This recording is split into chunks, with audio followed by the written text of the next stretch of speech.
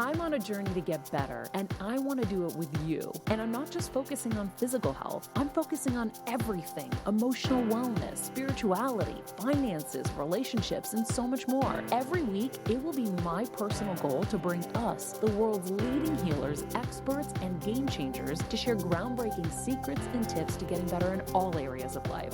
Getting better isn't easy, but it's a whole lot easier when we can do it together. Welcome to Better Together with me, Maria Menounos. Hello, everybody. It is Thursday, April 9th. Thank you guys for joining us here on Better Together, because when you know better, you get better. And this is continuing to be my hour of sanity with you guys, where we can share what's going on in life and how we're going to get through it, because it is a very difficult time to navigate. Our quote of the day: if you put yourself in a position where you have to stretch outside your comfort zone, then you're forced to expand your consciousness. That's by Les Brown, who's a motivational speaker. Yeah, stretching is good. I stretched this morning. Really? My consciousness is like spandex. I just keep stretching that. Oh, you are stretching. I can't hear you as well right now as I did before. Maybe you can turn me up. Yeah. Turn me up. How's that? That's way better.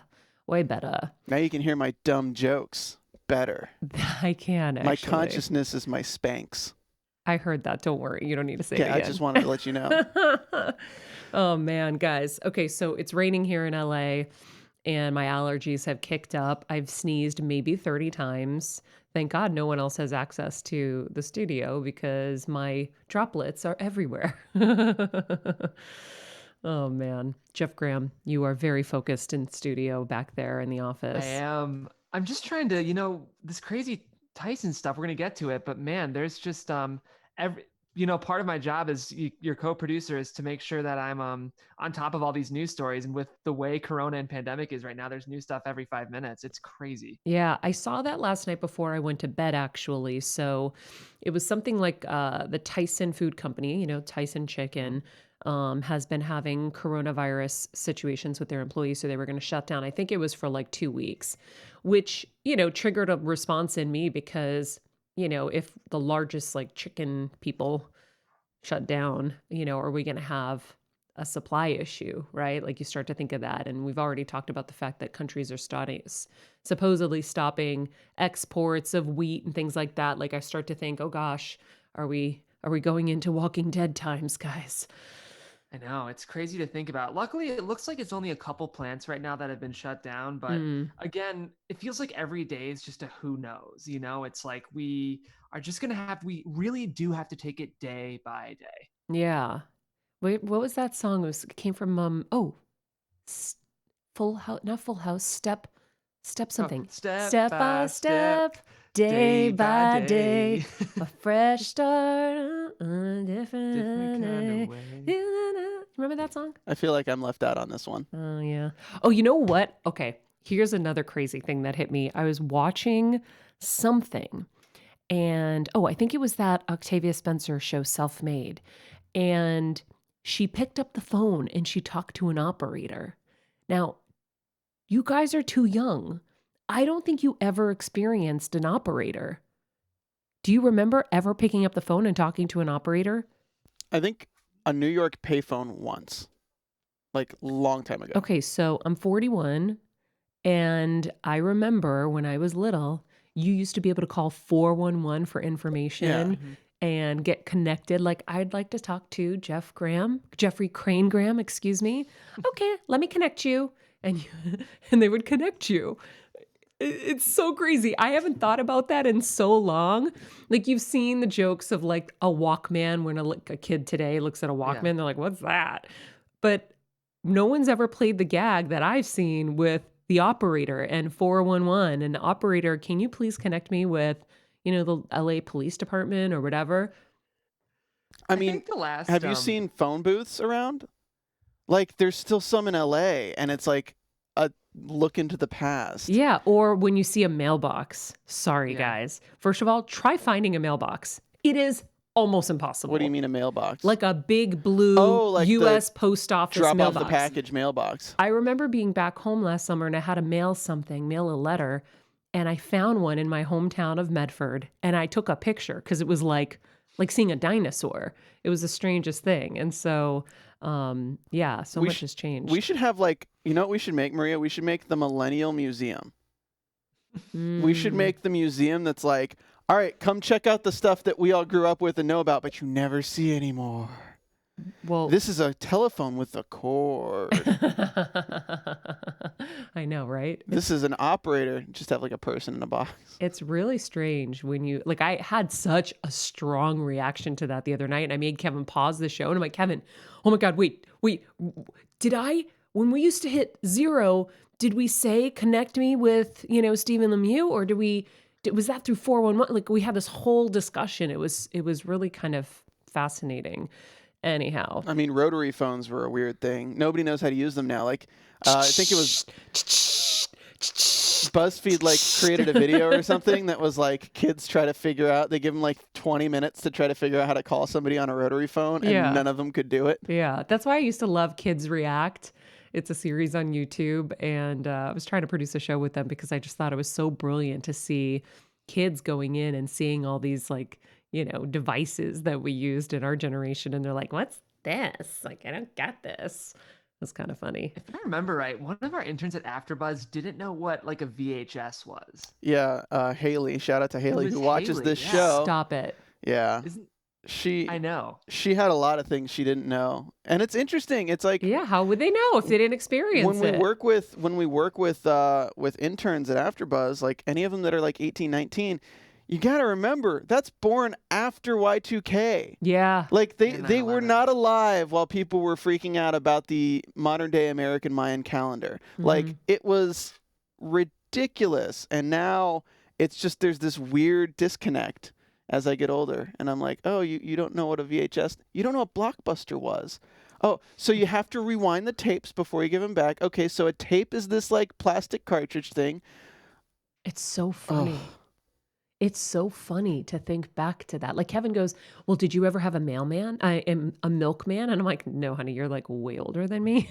I go, no, I do not have a milkman. But when you think about it, how cool would it be to have a milkman again? Right? Totally. I think, very wealthy people probably do that now. The return to it where they have coming from the farm. An almond milkman. There's a husband somewhere who's I don't want a milkman again. Yeah, but I know, right? But wouldn't it be nice if we could return to some of the more simplistic things in life, like having a milkman bring you fresh milk that is healthy, and if we could change some of these other things, and I don't know. Do you want to be Amish for a bit? Maybe. Go ahead, Stephen. I was just saying, we could all do a week. I wonder if there's something that we can do with Maria that's a week of being Amish. I mean, I think I would love it. Honestly, yeah. I really believe I would love to live on a farm and just have a very simple existence. And I'm not going to sit there and milk a cow. That seems like a really long time to get some milk. I'll make Kevin do it. But it's just so wild to think of how advanced we've gotten, but then the good and bad that comes from it, obviously, right? And so hopefully through this crisis, we can figure out a way to continue on the pace, because that's advancement, but then to not have it make us into human robots, right? Because that's what technological advancement has really done to us. Now we have iPhones that make our lives so much easier, so we can produce so much faster, that now we're doing the work of 10 humans, and now, we're getting diseases and illnesses faster because we're just cooked. We're cooking our brains and our bodies. And so that's why we're here. Well, that's why we were here every week, so that we could get better and we could identify these situations in our lives that are not serving us and find solutions to them. I'm at a loss for solutions right now in this current state of unemployment, where we have now hit a massive high, and we haven't even, I don't think we've even reached the peak yet, but we've got almost 17 million people that have filed for unemployment. And that is just a really scary number. and the economic ramifications of this is going to be so dire. And I was reading this article in the New York Times about this sudden black hole, um, where, people are terrified. It's scary when no one would have ever seen this coming, right? There are so many jobs you think, you know what, I'm always going to be able to work. There's always going to be an event to plan. There's always going to be a dog to train. There's always going to be a person who wants to come eat at this restaurant.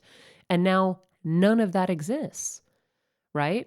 Um, I mean, it's crazy to think about what the next 2 years is going to look like. And we work in entertainment. And the nice thing is with podcasting and interviewing, you can still kind of jerry rig a show. That's what we've been doing that's what every late night show is doing. But you think about TV shows. Like one of my favorite shows right now is the show Glow. It's a Oh, Netflix show about female yeah, I love wrestlers. Glow. I know you love that show too, Maria. If they were to do another season of that show, you can't film a show with a production crew. That TV and movies require big groups of people to gather if you want to make this stuff. So it's just crazy. I don't know what's coming down the pike. Did you read that article I sent you from the Hollywood Reporter about where the industry is at? Yeah, it was. I feel like I want to make sure we cover it. Maybe that's a We can Monday talk thing about because it. Yeah. because there was a lot to unpack there, and it's just really going to be interesting to see because even looking forward right now, it's no groups are allowed to gather at all. If they slowly let it out, it could be 15 or less, Yeah. but it might be a long time until something like a TV or movie crew can gather to make stuff. Yeah, well, I will say this. I know that the networks are buying stuff. Mm-hmm. And so a lot of these TV networks have things in the pipeline that will hold them over, but they're actively purchasing stuff now. Like I have that health show that I created, and we've been trying to figure out, okay, well, is this kind of weirdly the right time for it, or is it not? And they're like, yeah, everyone's buying, and so we're going to take it out and see. I think as much as it seems like it makes sense, it seems like it can't make sense because part of it is going into people's homes and helping them. But now more than ever, you're going to need that. So if you can do it in a safe way, maybe. But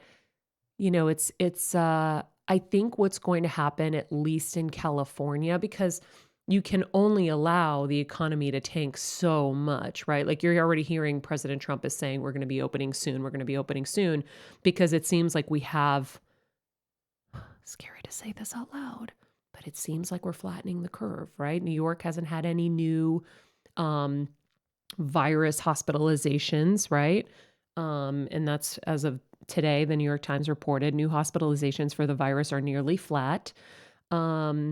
And I know California, we shut down, I think, before anybody else. And so it seems like we are in a better position. So I feel like maybe in June, they will allow us to start living life maybe at 20% capacity. So a restaurant can open, but 20% capacity at a time, masks, gloves, that kind of thing. And so slowly we'll see what we can do. I think we're going to learn a lot from Wuhan opening up, right? Just the other day and see how that affects them. But it is a really scary time. And so I feel like, for people, one of the things that I was thinking about yesterday is as much as we're talking here about winning the weight and figuring out how to kind of be proactive and stuff, I also want people to have a permission slip, like our amazing guest yesterday, Elizabeth Gilbert, who wrote Eat, Pray, Love, said. I love that word, permission slip. I also want to offer the permission slip to just be, right? Like you don't always have to be producing at high levels. Like yesterday, I was just cooked, and I got into bed. And today I'm in my jammies. P.S. I got these really cute jammies that are like onesies. I gotta see what the name of them is. Ugh, I can't remember. They're called, Smash Tees. They're kind of fun. Anyway, I put a sweater over because it's raining, but give yourself permission to have your moments and then start to map out how you can obviously conduct your current business in a different way, and or figure out what your next business incarnation is going to have to be. Because if you can't have one-on-one contact with people for a long time, you want to start transitioning and figuring out something else. And I think getting a coach, like we said the other day, might be the best possible thing you can do. I think we're going to be having one on this show very soon. But let's just give ourselves a little permission to be emotional, exhausted, whatever it is. And I Because will say, Maria, in terms of, thinking business minded, if we do want to scratch the surface of that, we do have Sophia Amoruso on this Monday. So I oh think she'd yeah, be a really interesting person to speak to that. I think so too. I think so too. And I'd love to know where she's at with everything that she's dealing with in her company too. Yeah. It's a really scary time out there. And I think also don't forget to reach out to people if you are having a hard time, because I know my instinct the second I know someone is having a hard time is like, okay, how can I help? And at the end of the day, you may find there's nothing you can do, but at least you're going to reach out and know that you're not alone. Maybe you'll find somebody that surprises you. Maybe there's a way to share resources with people. There's someone I have in mind that I've had in mind the last couple days where I found out that they're maybe not going to make it and they don't want it to be public. But I instantly started thinking, okay, how can we share resources? How could we help?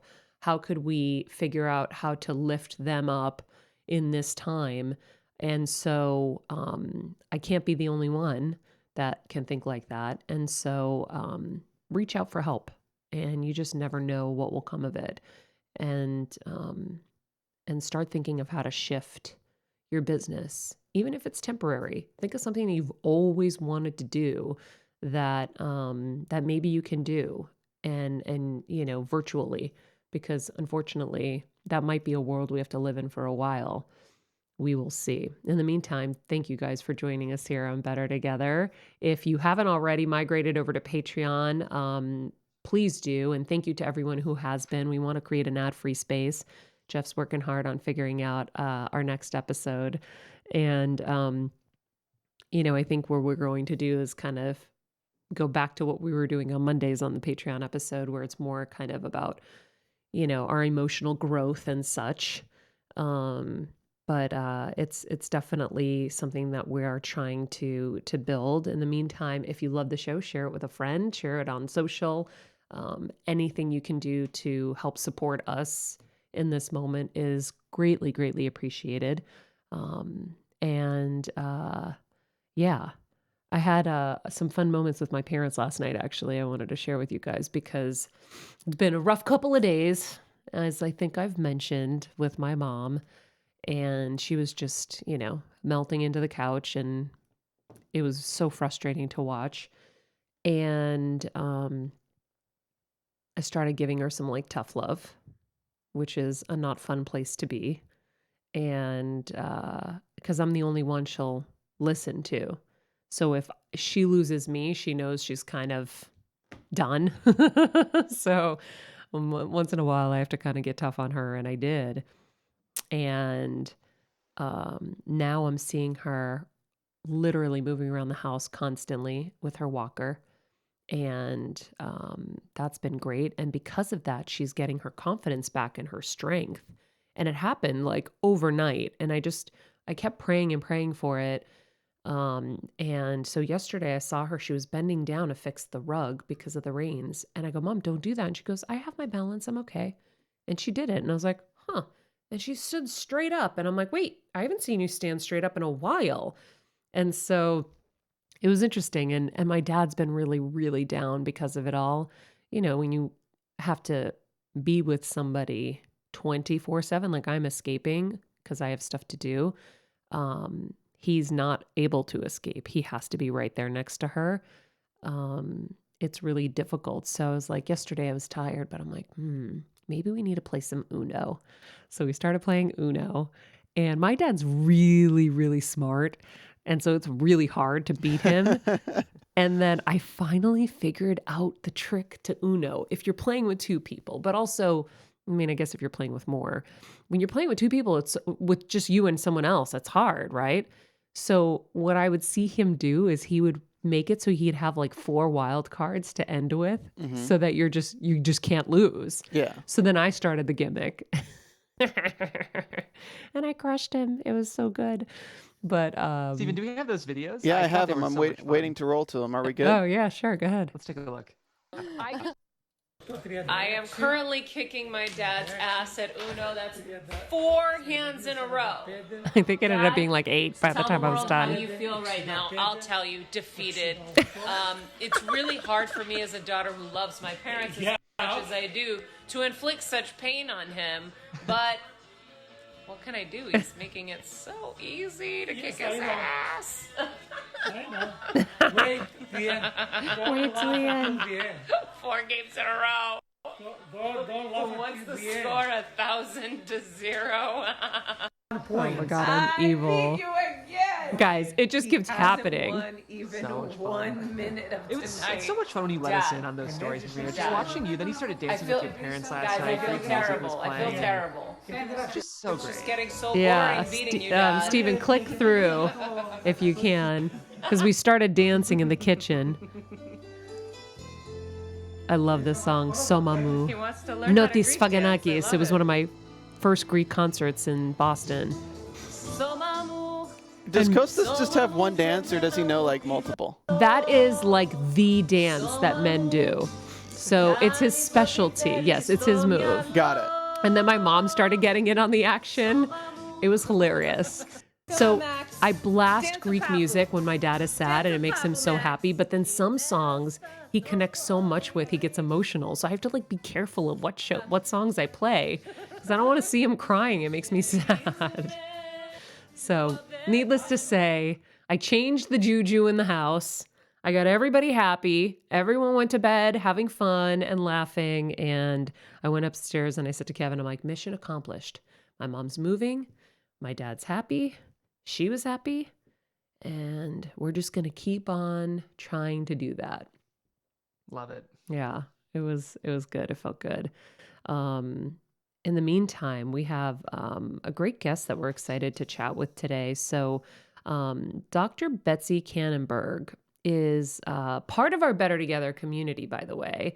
She's been a fan of the show, and she is the director of special programs for all of San Marcos Unified Schools, in addition to being an associate professor of education at Ashford University. And she's going to be here today to help give us practical tips and tricks to get through homeschooling. I know we touched on this a little bit with Megan Murphy, but this is actually Dr. Kannenberg's specialty because this is what she does for an actual living. And we wanted to really see if we could offer some help to suffering parents out there who are trying to work their jobs and maintain a house and cook and do all this stuff and deal with, the frenetic energy of homeschooling their kids. And I know a lot of our friends are kind of suffering through it all. So, Dr. Kannenberg, thank you so much for joining us. Thank you so much for having me, Maria. I love the show. I'm a huge fan. My go-to podcast, although you do have me in tears in the car sometimes. I listen and I have to pull myself together, but your content really speaks to me. So thank you for all of these extra episodes. It's been great to help us get through being stuck in the house. Thank you. Thank you. I'm glad it's been helping, and I'm so glad to hear that. We try. So you told my producer that even though you're a longtime teacher and professor and doctorate in educational leadership, that you felt insecure about homeschooling. 100%. To paint you a picture, I have a 3-year-old and a 5th grader that just turned 11. So, I had this vision in my head when everything came to a standstill and we were going to be working from home. Okay, I've got this. We had command central at the dining room table. My husband's there, my 3-year-old, my 11-year-old. We're ready to go. Day 1. Day 2, cut to the 3-year-old is running around with a lightsaber, chasing the dog, hitting him while I'm on a conference call with my superintendent. My son is, complaining and whining that he's bored and he misses his friends. And I noticed all of a sudden my husband chews really loudly as he's working calls for me. So yeah, I'm in it. I feel the pain that the parents are going through because I am one of you guys, so I get it. Yeah, I actually definitely would not be cut out for that. There is no way that I think I could survive it. I think I would lose my mind. There's a level of patience that has to be there. That's why teachers are so amazing because you have patience. So it is nice to hear that even being who you are and all of your credentials, that it was difficult for you because it's a relatable thing. Oh, 100%. At this point, my daughter is wearing like, Christmas pajama bottoms, a bathing suit top, a helmet, and like high heels. And I've given up, and I think it's okay. We have to just really come to a point where we can just embrace the mess. We Yeah. are all in this together. What do you think are some of the common insecurities that people are having with homeschooling? I think the first thing parents are going through when they're trying to support their kids in distance learning is this idea of perfectionism, because these are rock star parents and they really pride themselves on having, nutritious meals on the table and structured activities and, outdoor time and all of these amazing things. And this has really put us to the test. So I think the first thing that I would like parents to really embrace are flexibility and forgiveness. Because parents right now are under just an insurmountable amount of stress, and they need to really do what's comfortable and what's manageable. Release this idea of having to be like the perfect uh, educational support for your children at home, because everybody's balancing so many things right now. And as you are, Maria, where you're caring for elderly parents, a lot of people are in that situation and balancing their own work life as well and all of these other responsibilities. So this is not really the time to be comparing ourselves to other people and having this notion of what we should be doing and having this perfectly structured environment. We need to just let that go, because we're taking it one day at a time, and we are all in this together. How is it working? Are you guys, as the teachers and leadership of the schools, providing curriculum to the parents that they have to then disseminate to their kids? Well, it looks a little bit different from state to state and school district to school district. So I can speak to what we're doing here. We are unrolling our distance learning plan next week. So we took the first couple of weeks to really get a solid plan together, and the teachers behind the scenes have been working nonstop. And what we're hoping to do is really have 3 solid hours a day of instruction. And so it's not, here's the curriculum, go do it, and the parents are expected to sit with the kids the whole time. It's a combination of face-to-face, via Google Hangouts, or, teachers are literally videotaping themselves teaching lessons, like in an empty room or corner of their apartment, so that the kids can watch those videos at any time, if there needs to be some flexibility in the schedule, or parents need to see how to do the math strategy. The teachers are actually videotaping themselves showing how to do that. So they're very much in the mix, and they are 100% here to support the families. Wow. And how will it work? They'll be graded, and if they do well, they graduate, and then they can catch up if the school year does open in September? Well, I can speak again to what we're doing. And you guys are in San Diego, right? To be clear. Absolutely, San Diego County. Okay. And what we're doing with grading is what we're calling a hold harmless policy, which means that we don't want kids to suffer because of what's happening. If they've worked hard and worry about their grades right now and things going down, our goal right now is to really minimize those gaps and really try to keep this year the momentum going as much as we can, understanding that that's different. But kids are not going to fail because they're not doing as well as expected in distance learning. That's not an equitable decision for students. And, we have kids in our district who may be, watching younger siblings at home while their parents are having to work, or sharing devices or things like that. So we're really doing our best to make student-centered decisions and really engage and connect the kids in learning, but not in any sort of a punitive manner. That's great. So I guess, will they graduate and matriculate into the next grade? As of right now, in our district, yes, Wow. because you have to think about the point of the year that we're in. This is the home stretch. So this year is not a wash by any means. We're entering typically in the spring. This is our testing season. And so there's a lot of review going on, getting kids ready for all of the tests. And then, after Memorial Day, it's really the fun stuff. And that's unfortunately disappointing for the kids to miss out on the concerts and the art shows and proms and all of the fun stuff that's really the culmination of their hard work and their celebration. So this year is not a wash by any means. And the great thing about Common Core standards is it really speaks to proficiency over time. So we don't teach like one skill and then we're done and we move on and we never revisit it. And we're introducing new concepts all of the time. It's really just going deeper and deeper with those concepts throughout the year. So the kids have had a lot of really great instruction this year, and the teachers right now are working really hard to continue on that trajectory, but the expectations are not the same. Got it. We have some questions from our chat. And so one of them is, my kids are bored and distracted while I teach. Help. Well, they're not alone in that, because when I try to teach my kids, I think my daughter walked away one time when I was reading a story to her. So I feel their pain. There are some tips and tricks that I can offer that are practical. So the first thing would really be to set a routine and a schedule, because kids really do well with structure. Again, having flexibility within that. And if things change, you need to just go with the flow. That's okay. But what really helps is having a designated workspace within the house and wherever you can find space. If it's at your kitchen table, that's great. You just say between, these couple of hours, this is our office, this is our workspace.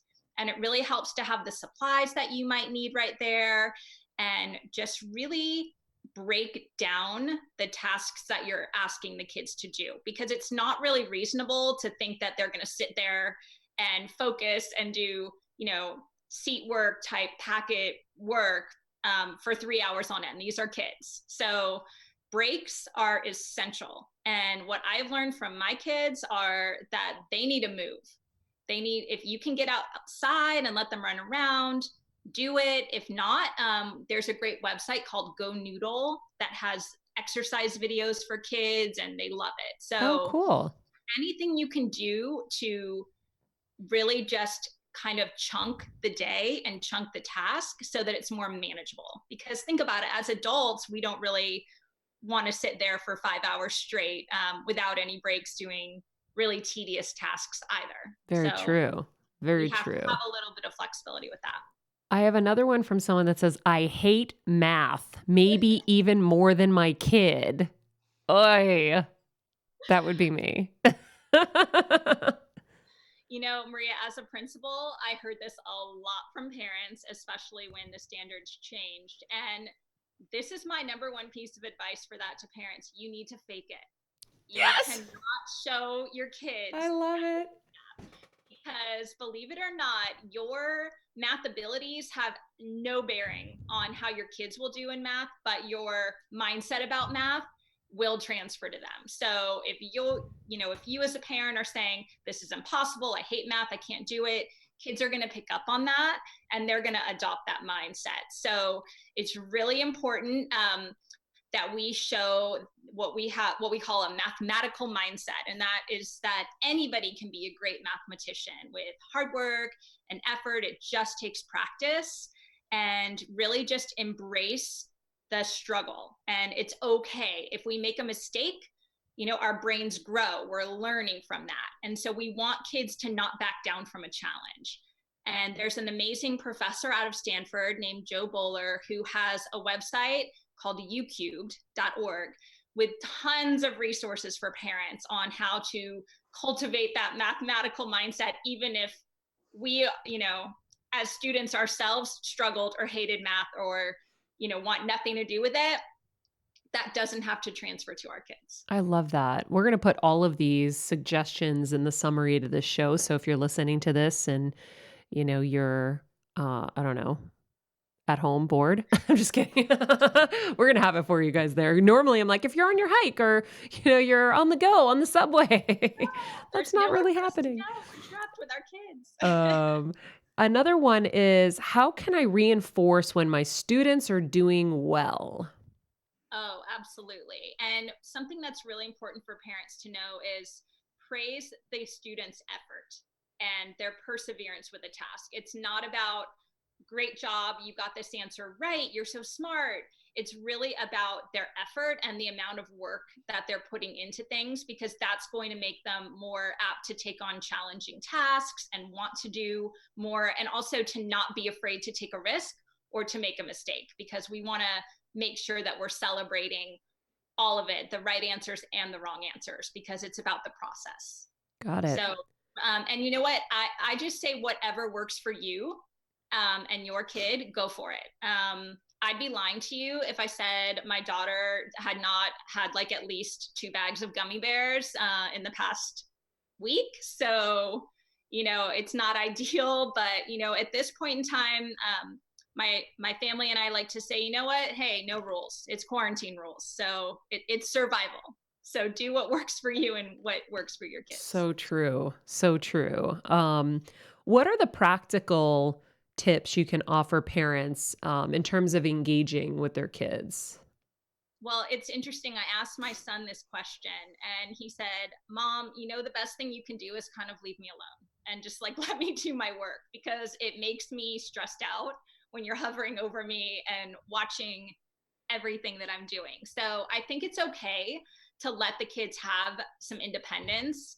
If they need help, you're there, but don't feel like you need to hover over them.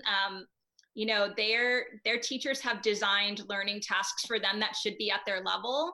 So they shouldn't really need a parent to sit there all day and teach them. And if that is the case, reach out to the teachers, because they are there to offer support and they want the kids to succeed. And they also do not want the parents to lose their minds. That's a big one.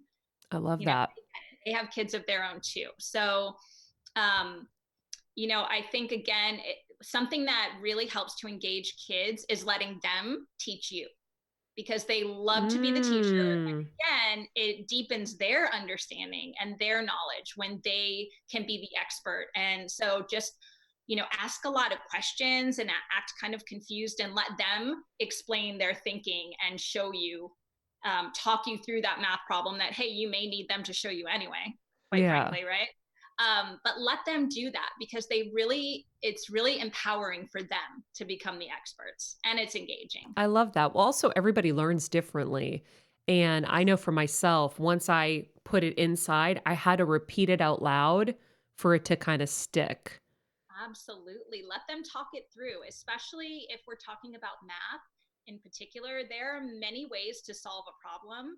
So challenge them, say, can you solve that a different way? And then teach me how you did it. And then by talking it through or drawing it out or whatever strategy works for them, they are actually deepening their learning and they don't even realize it. What happens if you're having, as a mom or a dad at home, if you're kind of having like a horrible day and you can't deal with teaching your kids today? What do you do then? That is okay. And again, that goes down to forgiveness and flexibility and just embracing that mess. Right now, everybody is in crisis mode and there's a lot going on. And our kids are picking up on that anxiety. So if it's going to create like complete and utter chaos in your house that day, then you know what? That's the day that you say, we're going to take a break from this and we're going to do something else. And your kids' teachers will 100% understand that. Everybody is going to have a challenging day or a challenging moment, and we're all here to support one another. And the intention of distance learning is not to create, complete and utter disequilibrium in somebody's house with screaming fits. And, at the end of the day, parents need to be mom and dad. and they need to make sure that their kids are reassured that they're safe, that they're loved, that everything's okay. And that's the number one relationship, not trying to have a teacher-student relationship, which is very different. Yeah. Jeff, do you have any questions? I do, yeah. You were speaking about like creating a safe environment, and especially for little kids, I'm wondering, how are you articulating why this is happening and what's going on to still minimize anxiety in these kids? Yeah, and that's a tough question because everybody is so different in terms of kind of their awareness and how they internalize things, or the level of knowledge that parents are, comfortable sharing, what level of information. And so I know with my son, we had to have a pretty frank conversation because when school closed, he and his friends thought this was like party time. It's spring break. We're going to go out. We're going to hang out all day and, with each other. And he didn't get the concept of social distancing. And I don't think a lot of adults did in the beginning either, so he was not alone. he was not happy about that, let me tell you. And when I had to sit him down and say, I'm sorry, like you can't go over to your friend's house and hang out with your friends, and this is what's going on, it's very serious, this is why we're doing it. And he got it. It definitely, he sulked for sure, and there was a door slam in there, but at the end of the day, he got it. He came around. Now with younger kids, it is harder. I have a 3-year-old, and so this is what she knows is when we, go take our little walk up and down the street, she reminds me of all the things that are closed. This is what she knows. She's like, the park is closed, the beach is closed, even Disneyland's closed. She'll tell me this on repeat every day. So when I told her, she started distance learning at her preschool this week. And the first day I said, okay, we're going to go to school. And she was so excited. She got all her stuff together, the big giant unicorn and, all of her essentials, and was ready to walk out the door. And I said, no, we're doing it here, on the computer. And he was having none of it. And these poor preschool teachers are singing their heart out. They're trying to replicate a morning circle time. And the kids were just staring at them blankly. And these poor women, I have so much respect for these amazing teachers because they kept going. And, we're on day 4 now, and she's starting to warm up to it. She's starting to clap along and kind of enjoy it and seeing the other kids on the screen. But she gave me this look like, this is not school. She was not happy because to her, school is playing with her friends and running around and going on the jungle gym and doing all of those things. But kids are so resilient and they will adapt. Yeah, unfortunately, we're probably going to have to adapt for a while. Hopefully the new school year will be able to start on time. That is my I do prayer. have one related question to that, though. You were talking about the testing. I mean, it's common across, I think, most 50 states now that there are standardized tests that finish out the year to evaluate both how students, but also teachers and schools are doing. How is the state and even the national government approaching those standards? For testing? Yeah. So right now we've been released from testing for the year. Okay. So, which is good and bad because that is a measure of how we know how our students are doing, and then we can design our instruction accordingly. So what we are doing, what our teachers are doing, is really relying a lot on what we call formative assessments, which are informal.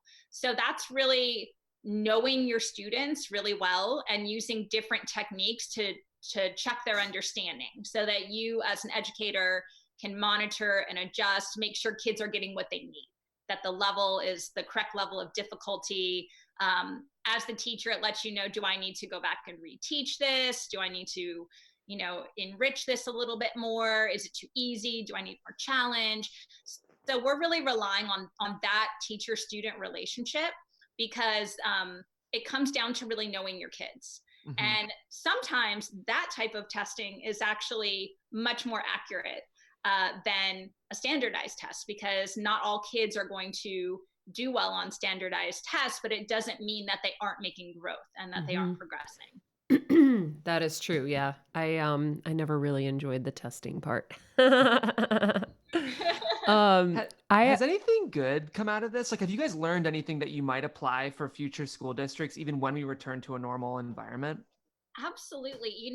This has been really challenging for educators because this has rocked our world. We've had to almost overnight change how we do business completely. And I think what we have learned from this is that school does not have to be confined to the four walls of a classroom. Learning can happen anywhere. And I'm so grateful that we have the technology that we have now, because I think back to when I started teaching in 2001, this would not have been possible. Mm-hmm. Distance learning.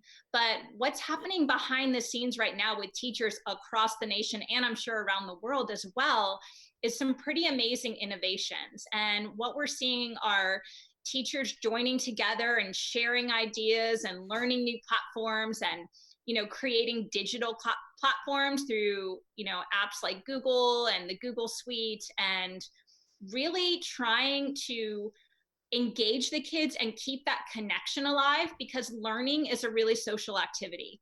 And that relationship between the students and their teacher, that sense of community, it doesn't have to go away because we're not physically together. And I think that's the beauty that has come out of this. I know that, my son does class meetings with his teacher, and the whole class is there and they're checking in with each other and they're sharing ideas and they're talking through things. And, I just really love seeing how the entire education community has come together to really innovate and create resources, and everybody is sharing with everybody else. And I think that's pretty phenomenal. And I think that is something that we will take with us when we, go back to our physical schools. I think that that creativity and the collaboration, I think, will continue on. I love it. I have to ask you our final question that we ask all of our guests, and because you know the show, you know what it is. What is one thing you're doing to get better every day? Well, I love that you had, Gabrielle Bernstein on the other day, because I adore her. And when I'm not listening to your podcast, I'm listening to her books in the car on audio. And she said something that really resonated with me, and it was show up in your own way. And so that's really what I hope to do, is to show up in my own way and really serve. And right now, the way that I can do that is by helping teachers and students and parents. And I hope that our listeners today will check out the website I've developed. It's called mathproblemoftheday.com. They'll find some great math videos that their kids can hopefully enjoy and really engage in problem solving in a really fun and lighthearted way. So I want to get better together by just continuing to grow and serve. I love it. Have you ever done any interviews like this before? Never. Okay. So let me just say this. You are amazing at this. This is so up your alley. You probably didn't even know it. You gave us so much great takeaway. You're so relatable and like lovable and just awesome. Like I can see you doing a lot more of this in the future. Oh, thank you, Maria. And I admire you so much in everything that you do. And you're a role model and an inspiration. So to so many of us. Thank you. Thank you. Well, thank you for reaching out to us. And we're going to share your top 13 takeaways with everybody as well in the summary link. And Dr. Betsy Kannenberg, thank you so much. Thank you. Thank you for having me, Maria. Nice to meet you. All right. Take care. Have a great day. She's amazing. It was great. Guys, tons of takeaway. She reached out to us and for the math problem of the day, which we will do at some point, Jeff, but what a lovely human and so much great advice for parents. I unfortunately am really suffering with allergies right now, so I'm going to call it a day because I'm just like choking to death in here. Thank God for the mute button. Yeah. I'm sniffling too. Like I woke up this morning and the rain has just kicked all the pollen into the air. It is the worst for me. Every time it rains, I suffer. So here we go. I'll just have a sound button that's just that. Yeah. Anyhow, thank you guys for joining us as always. I hope you enjoyed Dr. Betsy Kannenberg. I almost said Katzenberg. Kannenberg. You know, we hope you guys are hanging in. We know it's really tough out there, and we'll keep being here for you guys and keep sharing as much good information as we can with you guys, as well as love and a good place to congregate together, our Better Together community. So thank you guys. In the meantime, you can follow us at Maria Menounos. Do you have Dr. Betsy's handle? Does she have one? Yep. Yeah, it's at Elizabeth Kannenberg. And just so you guys know, that's EILSABETHKANN. I have it written down right here. ENBERG. We'll put it in the summary. We'll put it in the summary. At Stephen Lemieux Photo, at Jeffrey Crane Graham. And remember, be nice people, make good choices, and be present.